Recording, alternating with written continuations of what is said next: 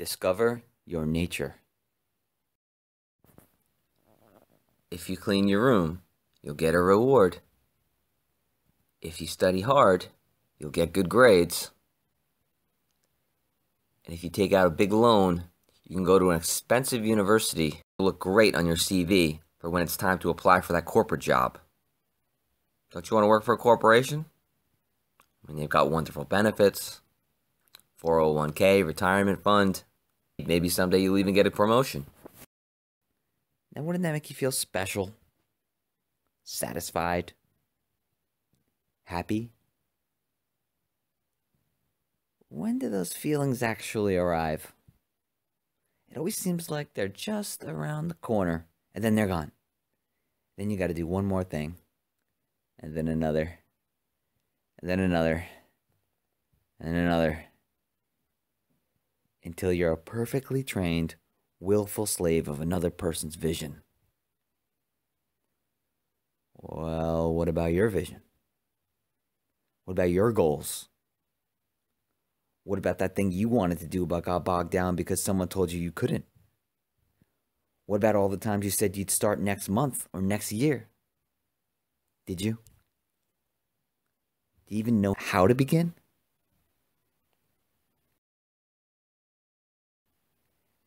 Meet Vitek Slezak, owner and founder of Northern Hikes, an eco-friendly guided touring company that connects people back to nature. Vitek was marching down the beaten path to social conformity, but the instinct to control his life was too strong. Now he has his own business, lives his own values, and makes his own decisions. Find out how by being outside and living in the wilderness, he discovered his true nature. And maybe someday, you'll discover yours.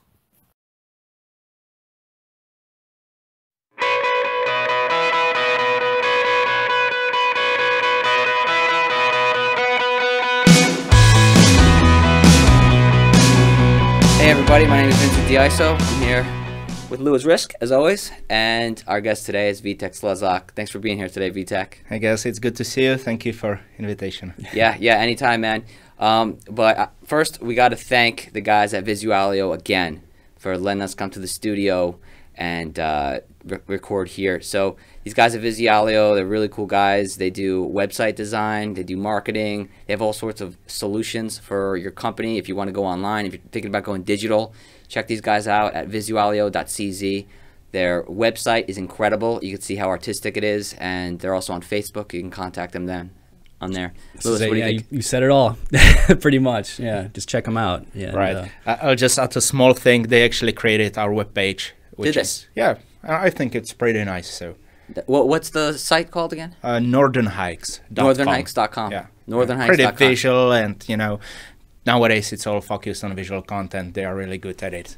Yeah, and actually, Vitek's the guy that put us in contact with Adam and Kuba here at Visualio. So thanks for that, man. That's hooked us up. Anything I can do. Yeah, it's really a funny story how I met Vitek, and I'll tell that story now.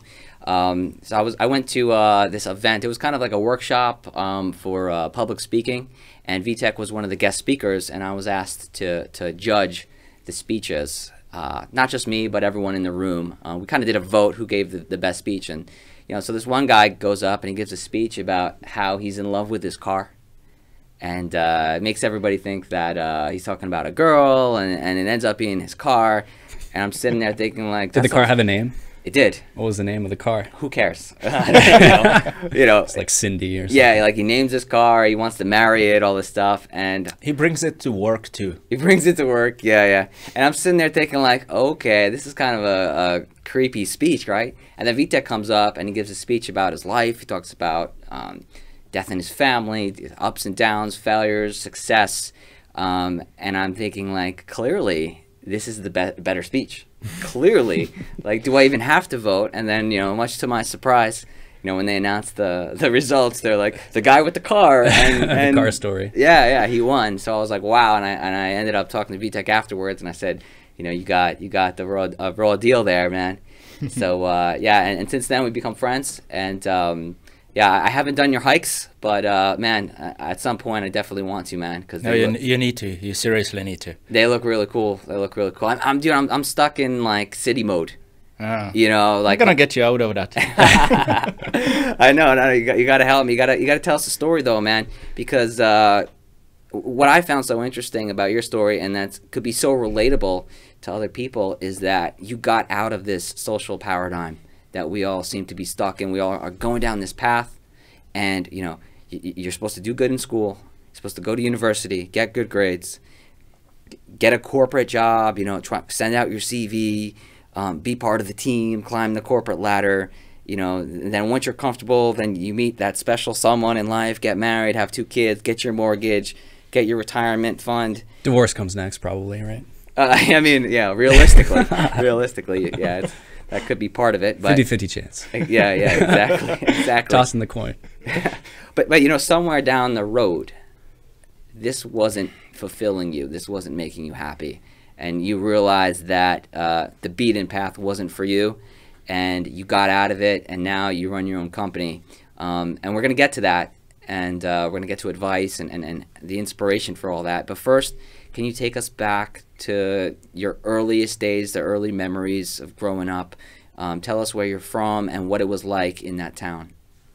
Yeah, well, if you ask for the first moments of my life, I think I remember first thing I did, I peed the nurse. There's a nice photo that my mom has in a family album. So. And you remember that? Yeah. You've been disrupting the system since you can like remember. This baby lying on the table, and you know, you see this. You actually remember that? Yeah, I do. Wow. Was it premeditated? It's crazy. I don't know. Did you think about doing it before? Like, I'm gonna pee on this nurse.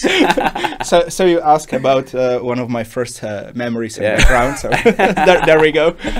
Okay, we can fast forward a little bit. Yeah. All right. So if we rewind that, I kind of found school a bit limiting, let's say. Limiting. Yeah, limiting. So I mean, it's obviously good to go there, spend some time learning, but when you consider what they teach you and kind of how they shape the frame around you, you're kind of forced to go this specific way. And I started to think, okay, this is cool, but if I really want to do something what I like, how do I kind of get out of that, or what's the plan? So. And what did you study when you were growing up? That was kind of interesting. I started with computers, so I was doing this until I think 17, 18 years old, and then I switched to uni with international relations and politics, because I kind of realized, hey, computers, it's nice, it's well paid, but it's not exactly the healthiest job out there. And it kind of forces you to stay in the room, and maybe you're not meeting that many people. And I'm a little different. I like to meet people, but I also like to meet interesting people. So I was thinking, okay, what to do? So I'm traveling maybe and meeting people at the same point. And I thought, okay, that sounds like something international. And then there was this field, international relations and politics, which sounded like, okay, you're gonna learn something about the world, how it works, and then you'll be meeting people. So. And where are you from originally? Originally, I'm from small town, so maybe that motivation to kind of, you know, escape and see more. And what is the name? Comes from that. It's named Děčín. Okay. So northern Děčín. Bohemia. Děčín. In northern Bohemia, Czech Super Republic. beautiful. Very beautiful place. And super small. But yeah. It's not that small. But you had a desire to get out of there. Yeah. Which is kind of interesting now, because I just came back, but we'll get to that later. But yeah, the first motivation was, hey, this is kind of like slowing down environment, you know, small town, and a lot of folks who are gifted to do something, but maybe not so motivated or not focused on doing that stuff.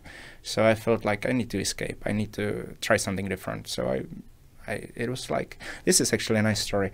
It was like 6 tries until I got to the university. There were these tests called CO tests, like basic pre-requirements, something like sort of IQ test, and then something from math and logics. What year are we talking about? No, it would be like 2006, I think, or 8. To get into a university. Yeah. So you had to do these tests, and you had to outscore the rest of the Test folks takers. at the Yeah. test. Mhm. So I was trying for 2 years, and I was failing, always like 2-3% to Yeah. make it. And then the best try was when we were celebrating the witch burning, which happens in April, kind of like the end of winter. Spring is coming, always a big party in Czech culture. So I got totally drunk. And the next morning I had the test, and I thought, okay, there's nothing to lose, so I'm gonna give it a try. I think I stopped drinking like 4 a.m. and I had my bus at 8 a.m. I took the bus to Ústí nad Labem, which was like half an hour drive, and I wrote the best score out of 6 tries when I was almost still drunk, and that got me to the university. So the advice to young people is get very drunk before you take a big exam, And maybe you're probably going to do very well. maybe just be yourself, and let the stress flow away, and just Be yourself, not beer yourself. No. Now, do you think the other times that you failed the test or you did poorly on the test was because you were too nervous and because you had just said screw it at this point, and it was your 6th time? You think that's really what it was? It was just an easing of the nerves. You let go. Maybe like being in the zone, Yeah. kind of. I know it sounds awkward, but in the end, really, when you have a really important test, you're so anxious and nervous about it that in the end, You when overthink you it. Yeah. I think that was it. Okay, so you passed the test, Then the hungover, university. and And what university did you go to? It was the Charles University. Again, the name of the field was International Relations and Politology. And, well, that was pretty competitive school. So one thing I didn't like here, and that also connects to my base story, was how do people treat each other in the class. It was not like what you know from high schools, like friends and let's do this test together. It was all about, I'm this single person, I want to succeed, and everyone else must fail. Sort of weird. So hyper competitive. Yes, basically. It did not feel that right. There were people who were charge you or who would charge you for their notes from the previous class. Wow, people were selling you notes. Yeah. Does that sort of thing happen in America, do you think? Selling notes? Yeah, I've never heard I'd of that. imagine, probably. Yeah, probably, right? Yeah. Yeah, I've been away too long. I was a good student, so I would know. I took my own notes and learned. But maybe that seems like a strange culture to me. Do you think that had anything to do with the introduction of capitalism into the culture and this new form of competitiveness, or do you think this is something that was ingrained in Central European or Czech culture specifically?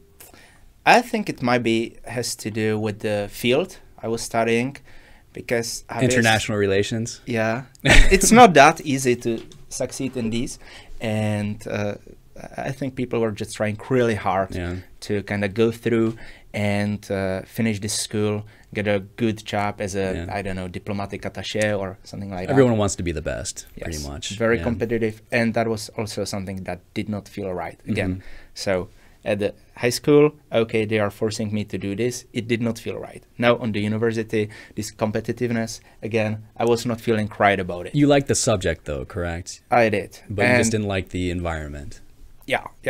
Subject was awesome. A lot of history. They kind of taught me why US is acting as they are acting, why Russia is acting as they are acting, historical connections and implications. That was pretty nice. But the environment was not so good. That's kind of an interesting question. I guess it's a little bit off topic, but just from your memories, what do European countries that talk about the U.S. tell the students in the classroom?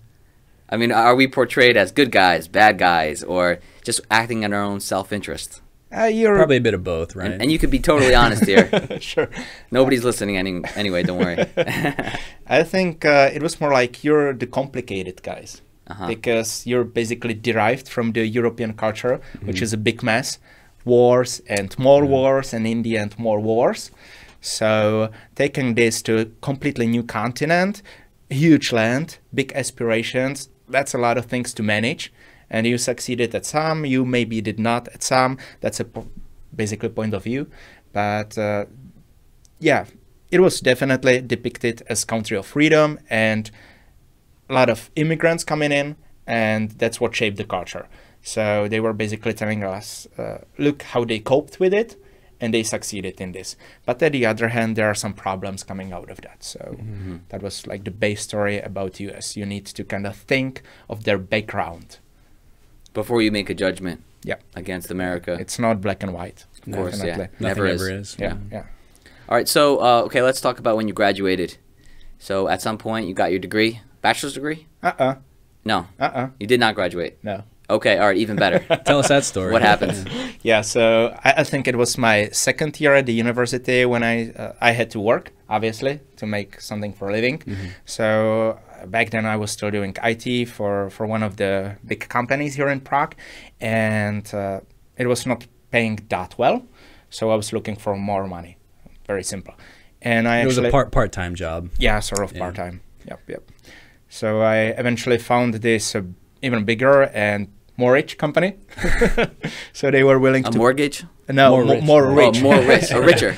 More richer. More money to pay their employees. Yeah. So I eventually started to work here, but as a full-time. And that did not really click well with the university studies. And it come to a point in my third year that, hey, it's gonna either be the full-time job, which was really good, and basically what I was looking for after the university. So sort of job's done, or that's the goal. I found the job. Or B, finish the university. And then there was this tipping point when I realized, okay, I can receive a nice paper, nice diploma with everything signed and certified, but is it really gonna help me in kind of pursuing my dreams if it's all about my life, myself? So it's just a paper. Opposite to that, I have some chances here because I can earn money, I can start something, I can build something. Can I do that just with a piece of paper? So I actually decided to quit the school and keep the job.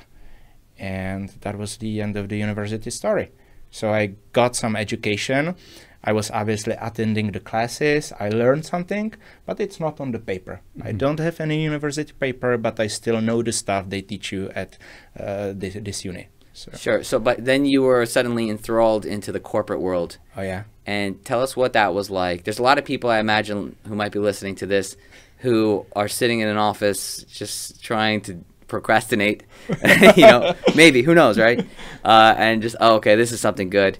And you were that guy, right? Were you in a cubicle? Did you have your own office? Were you in a team?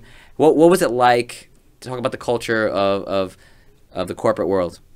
Oh yeah, so for all of you guys listening, do you still remember that first weeks? It kind of feels like a roller coaster ride. It's very hectic and very emotional, maybe because you're starting big thing, you're in this big company, and usually the conditions are pretty good. So, and you want to do your best, yes, obviously, right? Yes, you're highly motivated and you want to succeed. So these were the feelings I had for the first weeks. And what's interesting, after some time, I actually remember my mom telling me, like, do you remember these times when you were sort of brainwashed a little? And I must say, I didn't feel like that when I was starting at the company, but then I, with some reflection, realized, well, maybe not brainwashed, but they were certainly good at putting their values into my kind of free head, which was like plain paper, not many sentences. They want you to be a company man, right? Oh, yeah. How old were you at this point? Like 21 years old? No, I was a bit older, maybe like 25. 25. Yeah. So it felt very, very good, actually, at the beginning. I felt like I succeeded. I found a great job, and now my future is going to be one of the brightest, and everything will be planned, and I will have money for that, because let's be honest, that's also what matters in life a lot. So it felt really good. And you liked what you were doing at the time? I did. I certainly did. But obviously then after a few, not few weeks, but maybe months, I started to feel this sort of stereotype, doing the same work again and again and again, and the motivation was slowly leaking out. And it's a good way of putting it. Oh, yeah. Leaking motivation. Kind of. And then also one thing that I really didn't like a lot was the clash of values. So I don't really want to name that company, but they were saying something and doing something a little different. Okay. And that's really important for me in my life, to kind of do things that are truthful, that are fair, honest. And when you say something, you should kind of stick to your word.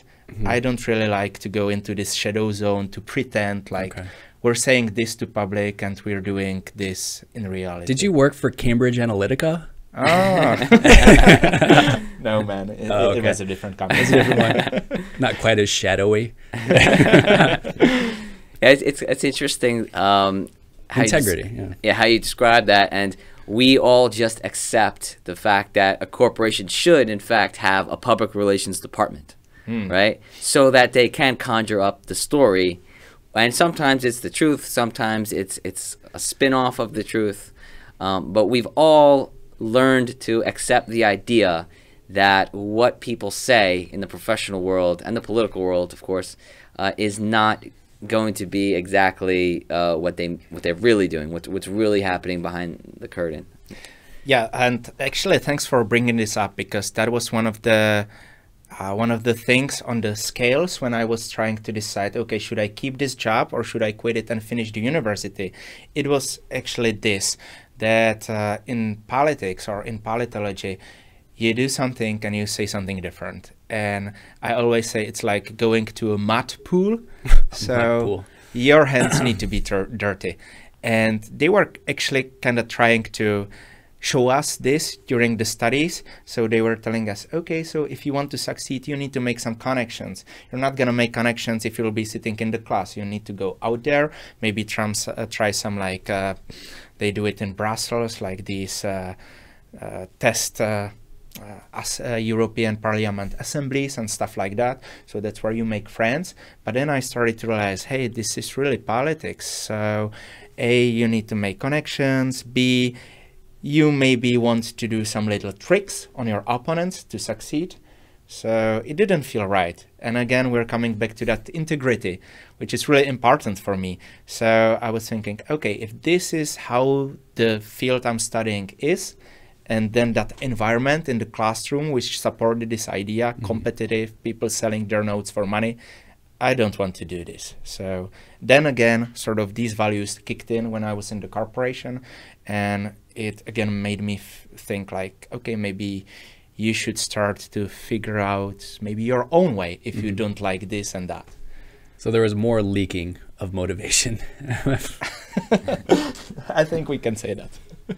And where do you think that integrity comes from? Do you think you got it from your parents as a young man, or is it something you feel inherent within you?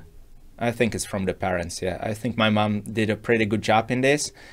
She was from like a poor background. She had to work hard. And, you know, there's a lot of integrity in hard work. It kind of teaches you. Yeah. It's hard, honest honest work. Either you work or you don't. Yeah. It's very simple. So I think the integrity comes from this. Now, when you think about the political world and the corporate world, do you think there's very few honest actors, or do you think that there's a few bad apples and that's what we focus on, and we just notice these bad apples? Because, I mean, come on, think about your colleagues. Probably most of them were fine people, right? Yeah, There's just a few that give it a bad name. I've had jobs where I actually really liked my colleagues, but there was a couple people that were kind of ruining it for everybody. And so if you have a bad team, one or two people could spoil a team. You know? That thing with apples, imagine what happens with a rotten apple when you put it into a basket of fresh apples.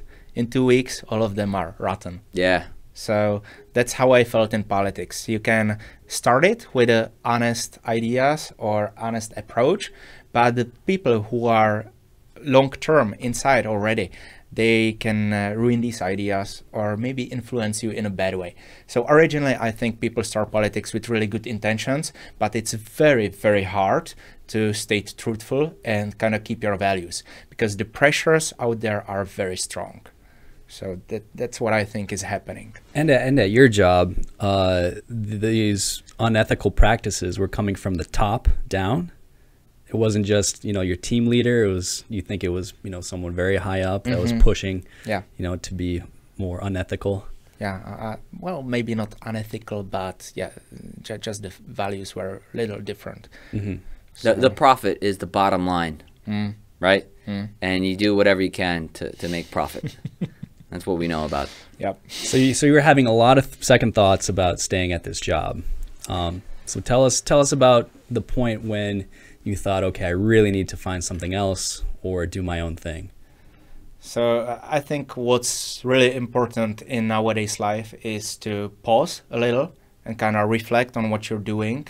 And unfortunately, this is so fast work, it keeps going that it won't let you stop. But it's really, really vital, in my opinion, at least for, I don't know, call it a day or week. Just stop, think, and focus on what you want to do. So I actually used the outdoors, forest, and the nature around my hometown to go there and go for walks and kind of think, is this the life I want to live? Because right now when I'm young, I'm making the important decisions. I'm not going to make it when I'm maybe, I don't know, 50, 70, maybe I will. But definitely when you're young, it's kind of easier because you still have a lot of options. So and you can actually walk in a forest. You can still hiking. Move. Yeah, without like the navigate use of a wheelchair. Right. So I was kind of starting to think a lot, and I realized, all right, so it's time to change this. If I'm not happy in this company, if I was not happy at the school with this, what I chose, it was my decision, nobody else's. Maybe I should start to plan my own thing somehow. But that was the very first idea and nothing behind it, nothing to support it, just the idea, okay, I want to try something that's my own. But I had to figure it out. So again, what proved to be working for me were these walks in the nature. So I thought, okay, let's make a big walk, like a really long one, where I will have time to think a lot and time to focus on myself and not just, doing work for somebody or running in this race and constantly competing, but actually focusing on myself. And I decided to quit, which is now becoming very, or maybe not very, but quite typical story, which is good. People are starting to quit their jobs and kind of looking for their ways. But back then, still those 5-6 years ago, it was not that common, I would say. So there was this big decision to quit. And well, let me just ask you a quick question. How long would you say it took from the moment that you started feeling dissonance with your job and your integrity and that you were not going down the right path here, and you started going on these walks? How long did it take you from that moment where you knew it was wrong to when you actually quit? Like a year, 6 months? How long? From that moment, it was pretty quick, actually. When I realized it, it was like 2 months. 2 months? Yeah, take 2 months action, walking around and looking at trees. And you knew it was coming. You knew you were going to get out. Yeah. Right? It was approaching, but it took me about a year to actually quit since I started to kind of realize, okay, this is maybe not the path I want to follow. Okay, so you planned a giant hike, you're telling me, by yourself. Okay, tell us about this hike that you took and what inspired that, and what you got out of it, mostly. So first I'm going to disclose the whole big picture idea because it kind of shows how people are naive at the beginning. So the basic idea was to hike through the All-Carpathian mountain range, which is a mountain range spanning like through 3 countries, Slovakia, Ukraine, Romania. And in total, it's like, I don't know, maybe 2,000 miles in the mountains. Yeah. So what's the best thing you do when you want to hike 2,000 miles? You start in September, right? Perfect timing to cross this huge, vast distance. So we're just right before it starts getting cold. Yeah, right? yeah. I mean, like, that's where you start, right? Smart decisions. So that was the original plan, to hike through this mountain range, sort out ideas, and it was really about pausing, stopping, and thinking, who am I? What do I want to do? Now I have the right age to make the big decision, make the plans, and kind of do the layout of my time. of my life. So You were still working at this point. at this point, I still was. Okay, so you're just gonna take a holiday, like a vacation time. Well, it didn't feel right. It felt like this needs to be big cut. So probably like quitting the job. So what happened? So you actually hiked this? I bought the most expensive equipment because I wanted to be prepared, and I had no clue how it will look actually. Until then, I was doing only day hikes, a lot of them, but I didn't do any big trekking, like multi-day, crossing of a mountain range, nothing like that. So I actually overpacked myself with like rope and killing knife with killing knife. Yeah, For it bears? had Homeland Security on it. You were killing terrorists? Who were you No, killing? there were no terrorists back then. Bears? Just bears and maybe wolves. And I like wolves.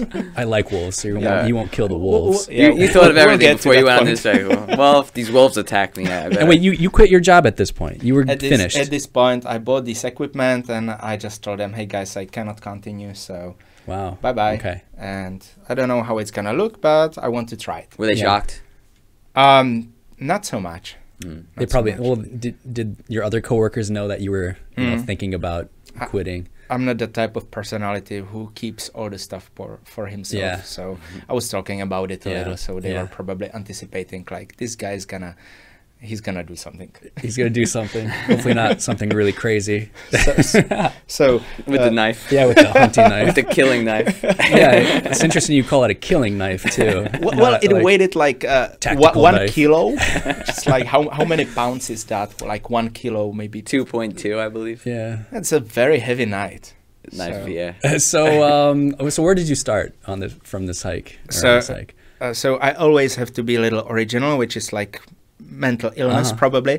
So You want to be creative. yeah. You got helicopter dropped somewhere?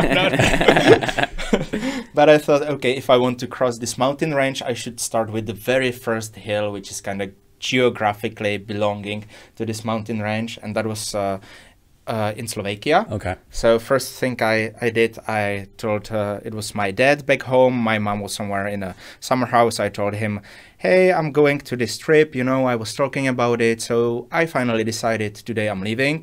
We said our goodbyes. I jumped to a train and I went to the border with Slovakia with this huge backpack with that killing knife, rope, and all that gear, which I used probably half of it only. Did you have night vision goggles too? Oh, no. You forgot But that. I had a solar power plant. Are you? Yeah. See this guy going to a total wilderness of Central Europe. Okay. Did you like drink your pee when you were there? Unfortunately. Okay, good. I had to drink worse things like local alcohol. Local alcohol made in some Anyway. toilet, probably. Yeah, so let's speed this up. I started to walk and it was bloody difficult, I must say, because I was overweight from my job, eating these good nasty foods. No through training. lunches, no training whatsoever. Almost no idea what am I doing. Just, okay, let's try this and we'll see how it goes. So I started to walk first hill, second hill, third hill. And the idea, again, I'm a little crazy in this, was like, oh, you're not going to evade the hills. You're going to cross all of them. So if there's a hill, I was gotta about go to over it. cross it, not just walk around. And after 3 days, I was so sore. My body was aching and I was swearing. I was really almost crying because I slept outside and some places were not the nicest, like, old railway stations, and you kind of didn't know what to expect out there. So you were living like a homeless person. Yeah, on instant food. Yeah, okay. So And whatever you kill with your knife. probably myself. That's what it was for, really. Yeah, It's a suicide journey. I must say I was really down after those 3 days. It was very painful, and that was again one of the trigger points. Okay, either you're gonna give up because I was still very close to the borders, or you're gonna push it harder and you will continue. And you wanted to go the entire distance, Yeah, this was like 2,000 miles. yeah. But you were ready after to quit day after 3, 3 days. you're Yeah, finished. sure. Yeah. Isn't that like a 6-month thing? Or how long should it take? Yeah, I think 6 months would be like something like that. And after 3 days, Yeah. you were almost finished. You know, Okay. again, I was a little naive. All right, yeah, And yeah. what was important for me, I started. Yeah. I gave it a try, and then you'll see what's happening. So this was happening. Okay, all right. So what did you do? Obviously, I had to overcome it. So, and maybe start creating some plans. So first plan was how to make this bloody backpack lighter. How to dispose some of the kilos, which I obviously don't need. So I finished the hike to first town, and I dropped to the post office that killer's knife, that rope, and some other equipment. Need the I rope. sent it back to Czech Republic, and I continued with much lighter backpack, which kind of made it possible. And I must say, since that, after I overcome this day 3, which was pretty bad, it started to feel awesome. On the other hand, so I kept walking, I was meeting less and less people, and the mind started to disconnect from the hustle and bustle of modern world, and basically the core of the journey was starting to come to me. Like, okay, Vitek, so you're out there, nobody's rushing you, you can think, you can do this and that, you have language, you're good with computers, you can do that stuff or that stuff, it's up to you. And then the challenges from the nature, kind of, it's all up to you. You can go wherever you decide, like in life. Nobody chooses the path for you. It's all up to you. You make the decisions. So this started to be more and more intense. And again, it was all about the time that I have to think, and also about some people I met on the way who were kind of supportive in, hey, that's great that you quit the job and you're kind of thinking what to do, because not many people does that or do that. They keep going, and then they realize, hey, I'm not really happy with this. But the problem is you really need to stop and think, or take a pause for a day or two, but give this break. So hiking, again, I went through really a lot of hills, and obviously I was really scared about the bears and wolves out there. Maybe not wolves at the beginning, but there were a lot of bears. I kept seeing bear poops on the trail in the morning. I was usually up on the feet around 7 or 8 in the morning at latest, and you could still smell it, how it was fresh. So I know this stalking you. disgusting, but this is also to realize that they were all around, and it was not the nicest feeling. And did you have bear spray with you, or something useful like that? No, but I'm really a terrible singer, so I was sort of singing aloud to scare them away, and it actually worked because you're not dead. It worked. I'm still here. So also the fear kicked in. That's what I'm trying to say here, that being alone out there, sometimes it's cool, it's very romantic, you make a bonfire, you have great views, but on the other hand, you feel very lonely, you feel sad, and there are those animals who can maybe attack you. I know it's a little wild, but there are some cases when it happens, so you never know. And you had to deal with that, which kind of makes you stronger and more, let's say, devoted to what you're doing. So making my way through Slovakia gave me time to reflect back, but also taught me that things are not very easy. When you want to achieve something, you need to overcome, let's say, fear, physical abilities, or your own doubts about yourself. Yeah, exactly. And there's a lot of doubts when you're making those decisions. So by taking this hiking trip, was it not just the fears of immediate threat, but what did you realize fears that you had deep inside in let's say your previous life, in your corporate life, things that you were dealing with on a personal level, or do you mean it was just what you were dealing with at the moment? In other words, were you able to reflect like on your past? Yeah, that's probably one of the key points that I got from this trip, to be able to reflect on what happened. There was a lot of personal life, obviously, girls and laughs and family stuff all coming to me, and also the further I went, the more deep it was. So I was definitely finding some of my own internal fears. And then also just the very simple stuff. Contemporary feels like, okay, when I come back, I have no money. What am I gonna do? Where am I gonna stay after this big, beautiful trip? Who's gonna pay for my living when I'm earning like zero money right now? It's very cool that I have my time for thinking, but I'm earning like nothing. So that was one of the fears too. And so things started to take their own path. I was hiking for, I think, 38 days it was, and I covered really some distance out there.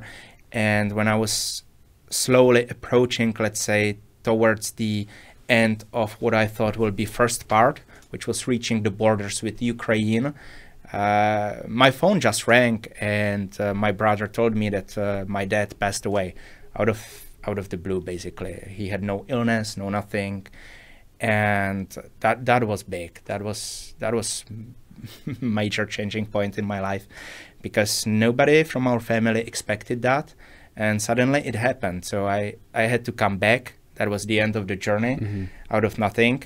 And I had to deal with a lot more things than I was afraid of.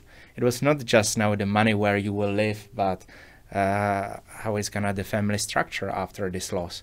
Or am I gonna stay in Yechin, close to my mom, to help her overcome this loss? Or am I gonna go to Prague and earn the money again? So that was very, very challenging. And that was, again, a second point when I really felt very, very down and under very big pressure. But also, now when I think about it, there's this really positive aspect of this event, and that's realization that you're not there forever. If you want to do something, you should really start at some point. So my dad's passing was like, hey, Vitek, so you're thinking about maybe having your own business, maybe going your own way, and how long are you gonna keep thinking of it instead of actually doing something, starting at some point, maybe failing, but starting. So this really pushed me forward to kind of phase of thinking, okay, what will be the first idea? What am I gonna do? I should start now, or like in next few weeks after I overcome this grief, and how is it gonna look like? That was a big question in my head. Did you have an idea of what you were going to do when you were hiking? Did you have a list of things that, okay, I can do this, or I can do this?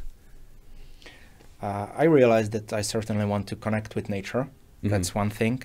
And second thing, coming back again to the sort of values we talked about it, when I was at the university, when I was in the corporation, I wanted to do some job that will be bringing good to people, something that has a purpose, something meaningful work. Meaningful, yeah. And honest. And honest too. And that was big thing for me, because one of my internal core values is when you do things in an honest and truthful way, it will pay off somehow. People will appreciate it, because there's so many like disbeliefs or mischief or cheating happening in nowadays world. And then you see those people who are just doing what they are good at, they believe it, and somehow they are beating these big companies, they are succeeding. So important for me was, okay, do something with nature, and also do something you strongly believe in, something that comes from your heart. So I want to highlight something, because I think there's some wisdom in what you're saying right now. I think that there's a lot of people that want to do their own thing, and they probably have a list of ideas, 100 ideas that they say they're going to do next year, next month, and they never do it. But the way you just described that, it's almost like the complete opposite way of thinking, because people probably think, what is it exactly I should do? What should I do? And they're asking themselves the wrong question. Whereas it sounds like you asked yourself, what's important to me? How do I want to structure my life? How do I want to have some meaning? What's going to be fulfilling? Yeah, that's a very good point, because I strongly believe when you start with yourself, and this will sound maybe a little selfish or egoistic, but You keep hearing people around you saying like, hey, when you're, let's say you're rich or you're very happy, you should spread the happiness and you should help other people. And that's perfectly fine. But in my opinion, you need to start with yourself. As long as you are not the happy person, you cannot contribute your happiness to others. Mm-hmm. As you are not the person who thinks, okay, I'm earning enough, only then you can spend something for charity or that stuff, because until then you're basically dealing with your internal fears, and that's not very helpful. You need to focus on yourself. And I think when you think about starting your own business, pretty much the best you can do is identify what you love, what you like, what you are good at, and what brings joy to people around you. So I don't know, maybe you're a pizza guy and you make great pizza. That's valid. That's just fine. You make 20 people a day or 200 people a day happy because they have the best pizza in the neighborhood. That's fine. Just pretty much anything. Or you plant, you're good at the garden. You plant flowers, anything. But you really need to love it, and that's a great motivation for starting something. The rest will come. I'm telling you, the rest will come. It may take time. It may be slow, but it will come itself. It's not about asking yourself, what should I do? How do I make this happen? Or, what's like the golden rule? It's inside of you. You know it, but you need to stop and take that pause to figure it out. So take us through the first business that you started after you came back. So I had this idea of starting with hiking. And why hiking? Because that hometown from where I am, Děčín, is not so far from the national park called Bohemian Switzerland. And there's a lot of natural gems that are kind of still waiting to be discovered. And obviously, hiking is one of the best ways how to reach them. Plus, hiking is healthy, and it gives you that space that way to disconnect from that busy world, because again, you're in a forest, and I'm not totally a tree hugger, no, but I do like nature, and it calms you down. It gives you that space where you can think and where you can relax and kind of forget about day-to-day routine. It's definitely lacking in our modern day life. It is. For most people. Me. For sure. Yeah. Never go. You're not the only one. Never go out there. Yeah. But I should. I mean, how many hikes did the cavemen do back in times? Probably like 5 a day. Yeah. And how many hikes do we do? I mean, they were just looking for food. They had a purpose to it, you know? Yeah. Now, they were looking for shelter, a place to sleep. Yeah. I just stay in a cave, basically. I don't ever go out. So I'm more of a caveman. Yeah, well, good for you. Then the evolution will kick in. So you started a company somehow by yourself. Was there anybody else involved? No. What was the process? The process was, okay, let's give it a try. You love hiking. Let's try to spread the word for people coming to Czech Republic that there is this great place, which I personally really strongly believed that should be better known. Mm-hmm. And I planned few trips, few tours through the best highlights, which I considered like these are the top sites. And I started to offer guided hikes because it was something I believed in. I really loved my region and those sites. And I thought, okay, this will be good for people because everybody's just traveling in car, or they do big bus tours and sightseeing where you stop, you come out of the bus, you take a picture. It all takes 2 minutes and then you are back in the bus. So what was the real experience? What was the real deal? And there was also one thing I wanted to introduce for the visitors, and that was the local culture. The culture of like real people in northern Bohemia, not those people who pretend to be locals in a fancy restaurant and acting like, yeah, surely this is the cake which my grandma cooked and it's totally original. Yeah, we just and bought this is it made this in morning. China at the bottom. Exactly. So this cultural connection, that was something I wanted to incorporate into my hikes. So yeah, that was the first thing I tried. And guess what happened? It failed.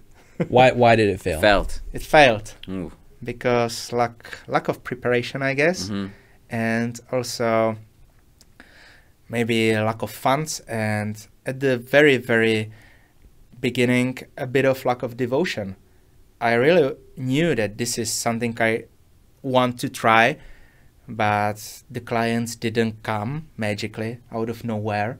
I had no clients in first months. You thought, oh, they're all going to come and sign up for my tour because of why not? Of course, yeah, exactly. Because it's really nice that you believe in something, but hey, let's be honest. You need to structurize the idea.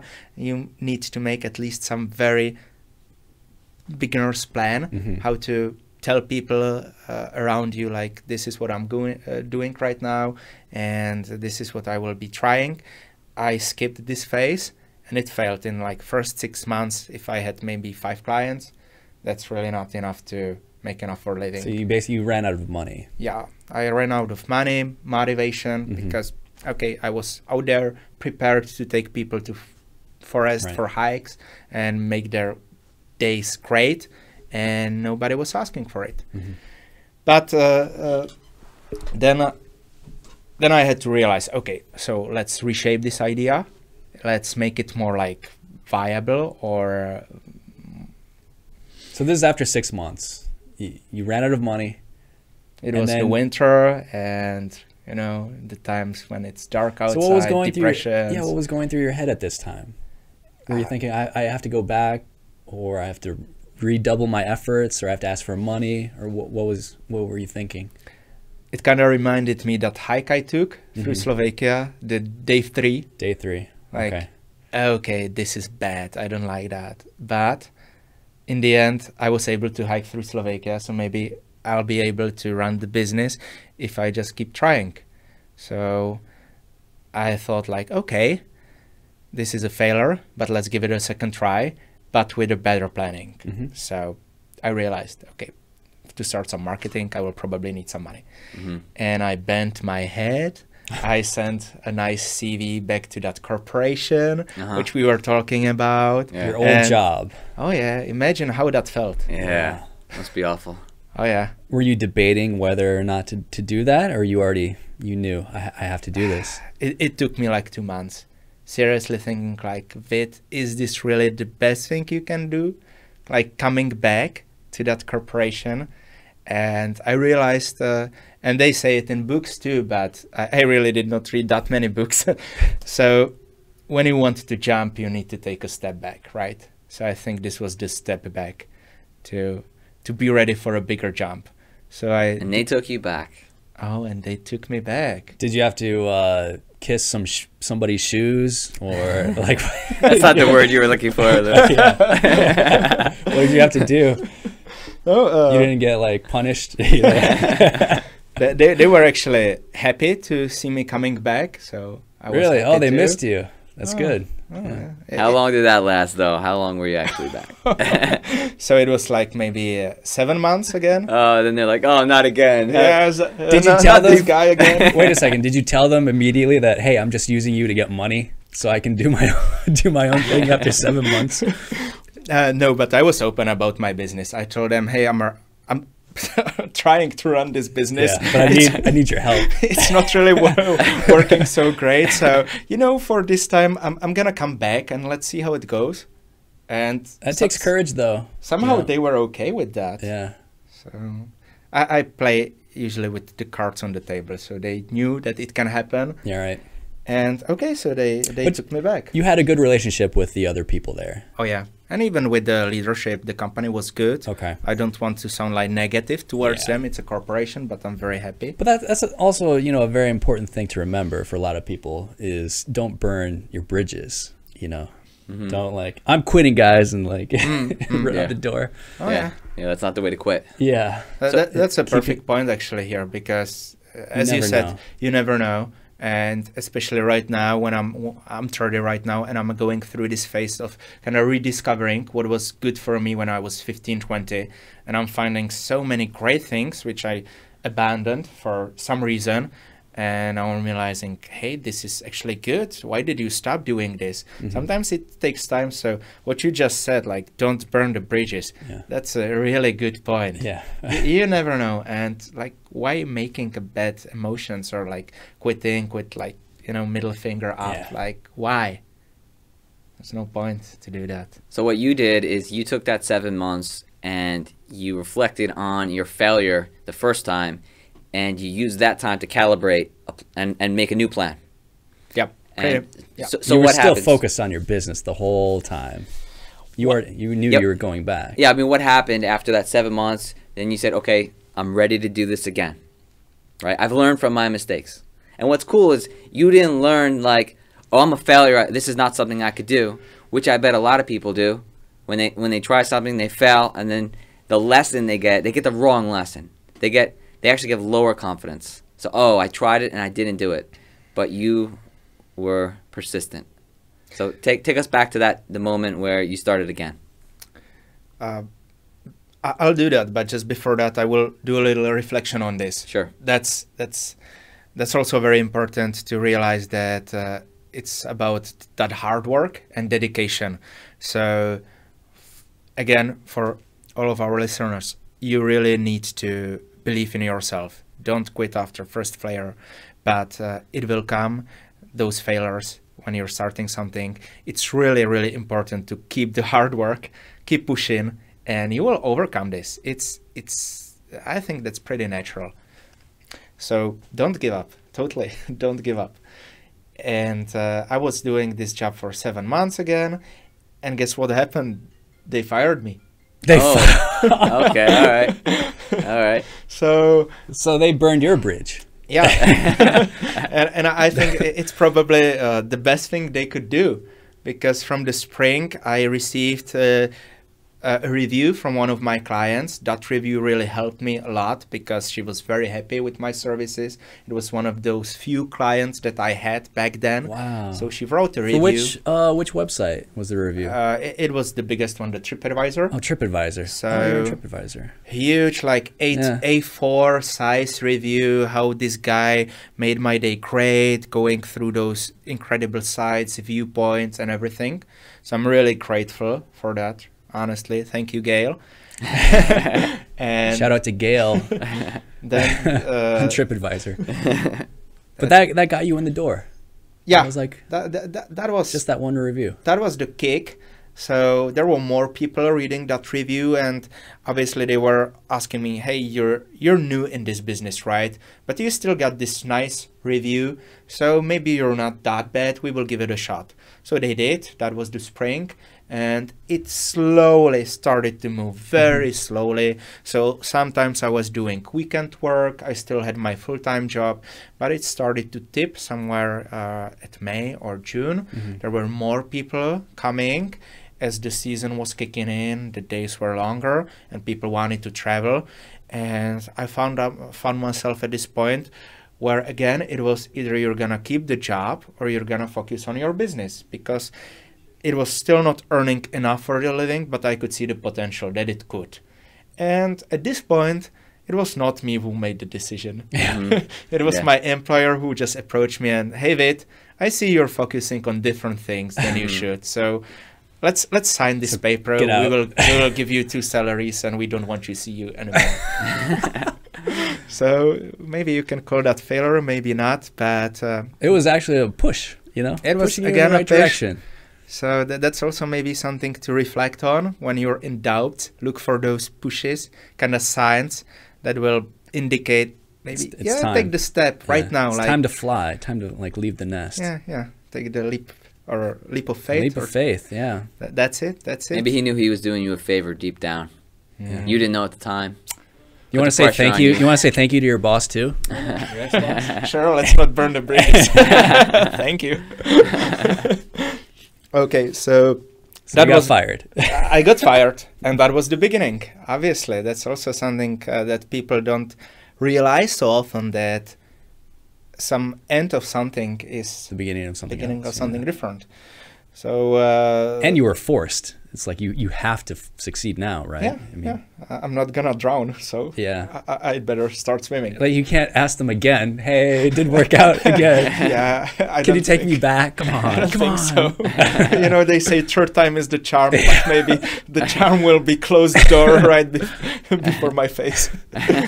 So my business was starting to be serious, and I really fully focused on that, and I started to work on some promotions, some Google advertising, better photos for my website, and focusing what the clients want. And then it's starting to be pretty much the classical story, how you build your own small business. You do everything on your own. You push or you give all the time you have into it. You don't have that much money, but you have time. So you basically exchange time for money. And I was doing everything. I was tour guiding, I was marketing, I was knocking on the door with leaflets. I was checking on my competitors back then, like other tour companies doing tours around Czech Republic. And it started to evolve. How many employees do you have now? Right now it's about 10 people, but the base is frenzy, and I think in summer we will have around 20. 20. There's a big tender ongoing for tour guides right now, so that's also one of the challenges, that you think at the beginning, okay, maybe, or will it work or will it not work? And then you might be lucky that it works. And then you might be even more lucky that it really works out. And there's again suddenly this big challenge. How am I gonna manage it? Yeah. And you went from being a tour guide to being a manager who manages other tour guides now. Right. Now you don't give the tours yourself, right? No. You just hire people to do it. Yeah. And we have obviously some like micro departments like financial, and there's this guy doing project work, and I have a great team, but it's a huge amount of work, really a big portion, and it takes back on your personal life a lot.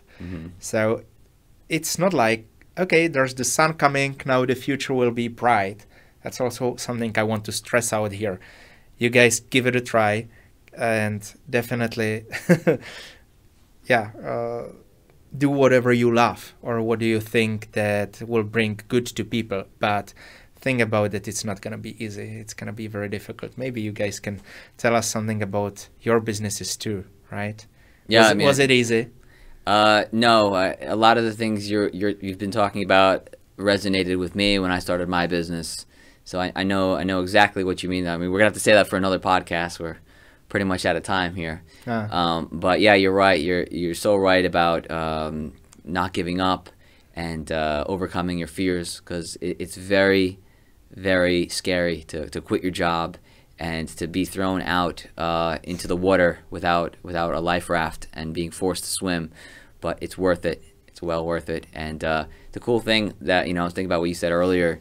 You mentioned the corporate culture and the integrity, and now that you are the boss, you now have, maybe you can call it a responsibility or an obligation to create a culture for your employees and your customers, and that could be a culture of integrity, of honesty, and not just being about the bottom line, because this doesn't sound like this is all about money to me.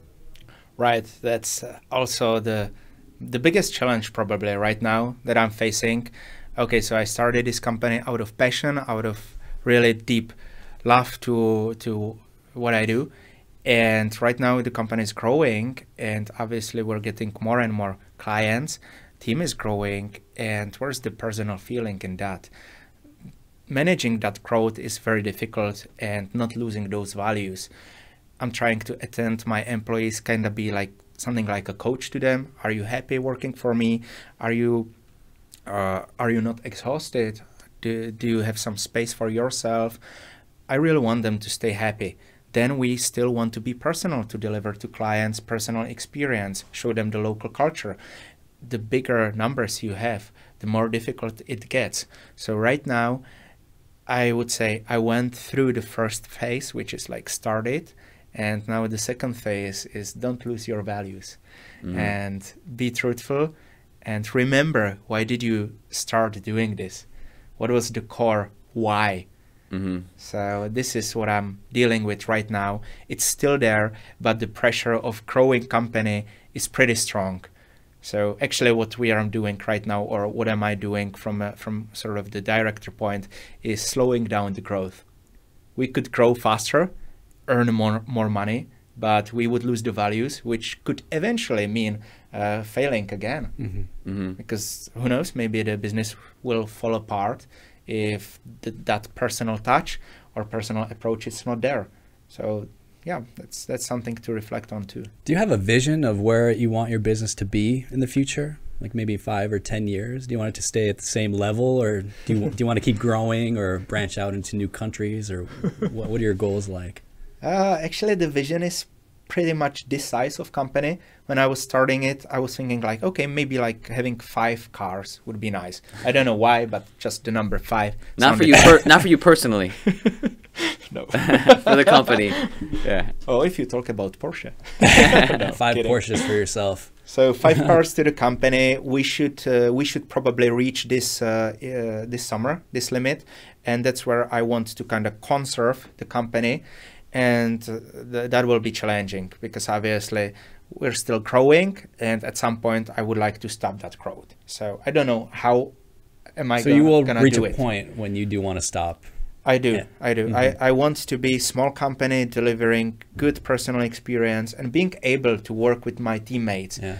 You know, not just seeing them twice per year to talk about salaries, but actually still be friends, still have some fun out there, maybe go for beers and do more like team building sessions, which are actually hikes in our way. So I want to keep this, and that's probably the vision. Keep it small, keep it friendly, and also keep improving. That's interesting, because we always think about ambition without like having a limit, but what you're saying is actually sometimes it's wiser to have a lot of ambition, but to know when to put a cap on it. Well, Louis, you have any final thoughts? Because we're out of time here. No, I want to thank Vitek a lot. And oh yeah, you know what? Tell us where people can sign up for your tours. Well, thank you. I'll be more than happy to show anybody who goes to northernhikes.com. That's our webpage. You may want to check out the trips, which are really great. I was personally creating them, so it's really the personal touch. These are full-day trips. Full-day trips, starting from the morning, going until, let's say, 7, 8 p.m. in the evening. And it's usually 2 great sites, which you can see through one day. And I can guarantee you that it's very different than what you saw when doing some sightseeing around Prague. Yeah, and you pick people up from their hotels, correct? We do door-to-door service. It's basically like all-inclusive tour. In Porsches. Maybe in the future. You know, I had this idea of maybe do a cabrio tour. But for summer. Yeah. You know, the drive through narrow roads and a lot of turns, and then maybe falling trees. I'm romantic. Okay, all right. You know, kind of sounds cool. Cool, man. That sounds great. That sounds like a good vision for the future. Let's do a trip. Thanks so much for coming here today. And, you know, English is not your native language, and, you know, you kicked ass anyway. So, man, really appreciate it, man. And, yeah, just thanks a million times. I want to thank you guys too, because this was fun. And I hope that, yeah, we did some inspiration here. All right. I think we did. Yeah, thank you.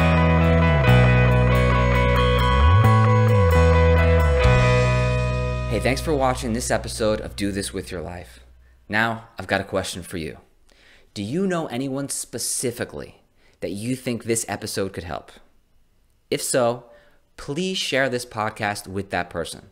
The purpose of this show is to help people overcome challenges, solve problems, and take the next step in life. If you think that's a worthy cause, please visit our website, dothispodcast.com, and click on the button to become a patron of our show.